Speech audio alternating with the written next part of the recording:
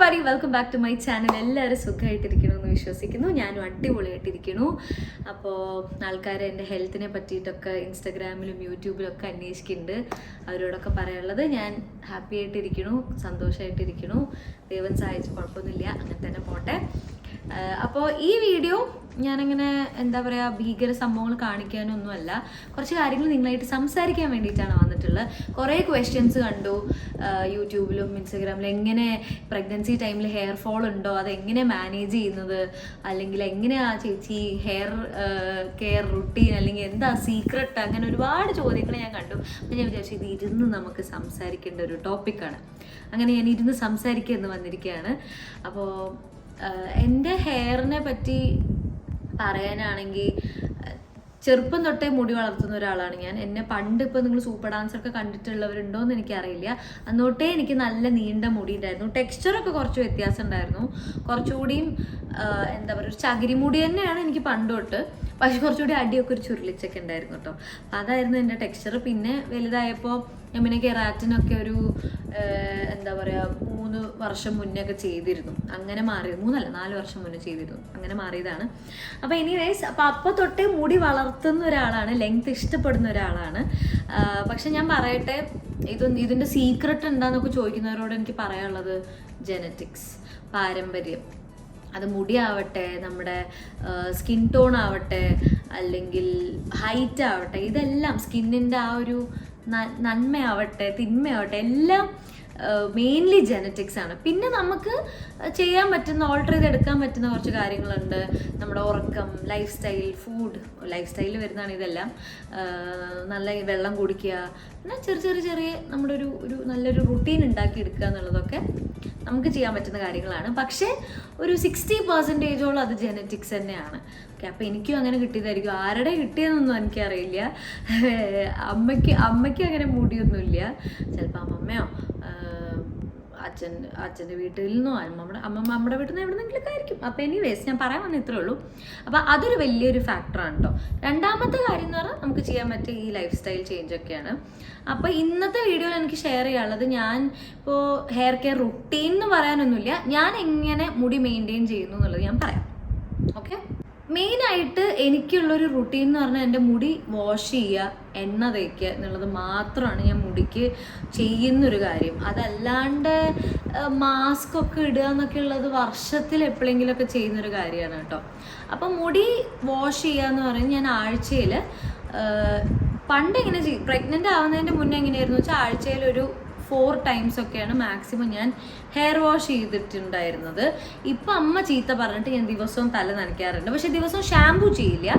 Shampoo ചെയ്യുന്നത് ഒരു 2 to 3 times maximum in a വീക്കാണ്. അപ്പോൾ ഷാംപൂ ചെയ്യുന്നതിൻ്റെ മുന്നേ ഞാൻ നന്നായിട്ട് എണ്ണ തേക്കും. ഷാംപൂ ചെയ്യുന്ന സമയത്ത് മാത്രമേ എണ്ണ തേക്കാറുള്ളൂ കേട്ടോ.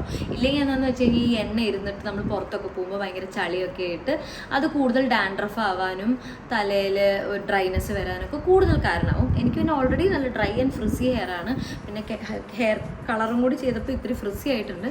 പക്ഷേ ഞാനിങ്ങനെ മെയിൻറ്റെയിൻ ചെയ്ത് പോകണു, അത്രേ ഉള്ളൂ. അപ്പോൾ എണ്ണ തേക്കുമ്പോൾ ഏറ്റവും പ്രധാനപ്പെട്ട കാര്യമാണ് നമ്മുടെ മസാജ് ചെയ്യുക.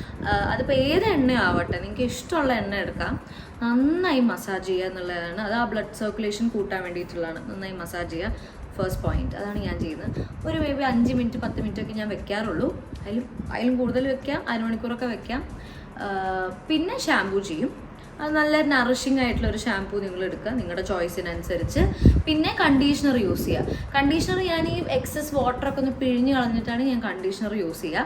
ഇപ്പോൾ ഒരു ഹാക്ക് ഞാൻ കണ്ട കേട്ടോ, ഞാൻ ട്രൈ ചെയ്തു, അത് വേറെ കാര്യം. കുഴപ്പമൊന്നുമില്ല. നമ്മുടെ സിറം ഇല്ലേ, സിറം നമ്മൾ കണ്ടീഷണറിൽ കുറച്ച് മിക്സ് ചെയ്തിട്ട് അത് അപ്ലൈ ചെയ്യുക. ഞാൻ പിന്നെ ഇവിടെ മാത്രമാണ് കണ്ടീഷണർ അപ്ലൈ ചെയ്യാറുള്ളൂ. അപ്പോൾ അങ്ങനെ കണ്ടീഷണർ അപ്ലൈ ചെയ്യുക, കുറച്ച് നേരം വെക്കുക, 2 to 5 minutes, 3 to 5 minutes.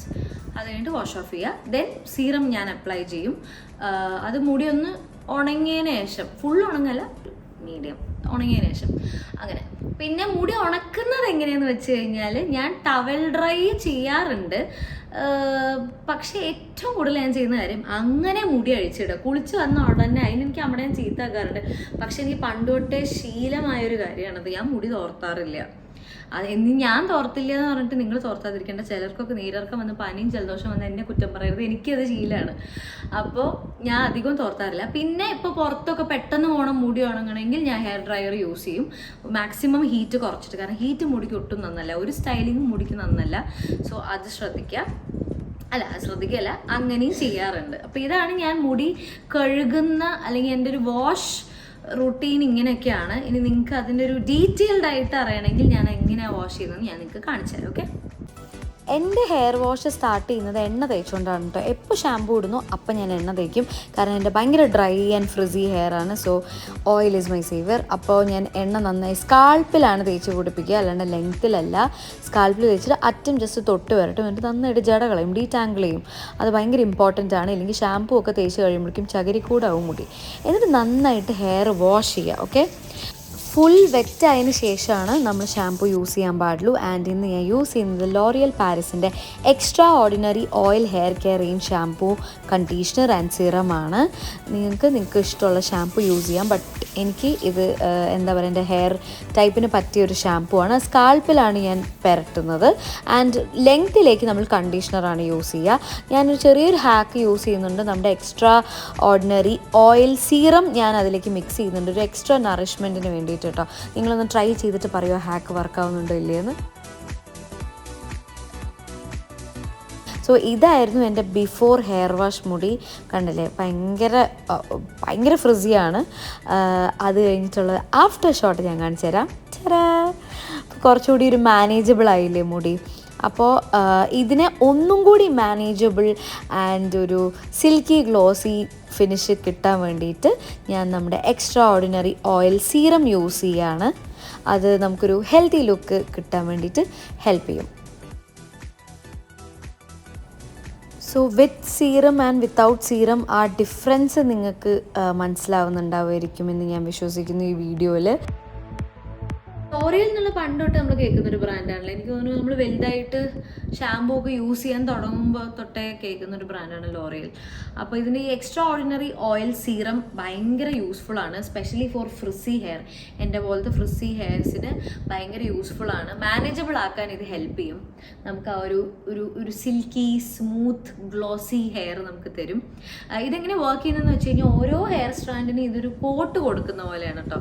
അതായത് ഒരു പ്രൊട്ടക്റ്റീവ്, അത് ഏത് സീറവും ഒരു കോട്ട് കൊടുക്കുന്ന പോലെയാണ്. നമുക്ക് ഇപ്പോൾ ഈ വെതർ കണ്ടീഷനിൽ നിന്നൊക്കെ ഒരു പ്രൊട്ടക്റ്റീവ് ബാരിയർ ആയിട്ടാണ് ഇത് വർക്ക് ചെയ്യുക.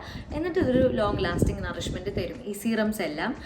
ഈ എക്സ്ട്രാ ഓർഡിനറി ഓയിൽ സീറം എന്ന് പറയുമ്പോൾ കുറച്ചുകൂടിയും എനിക്കിതിനൊരു ഓയിൽ ബേസ്ഡ് ആയതുകൊണ്ട് എനിക്ക് കുറച്ചുകൂടി ഇഷ്ടമാണ്.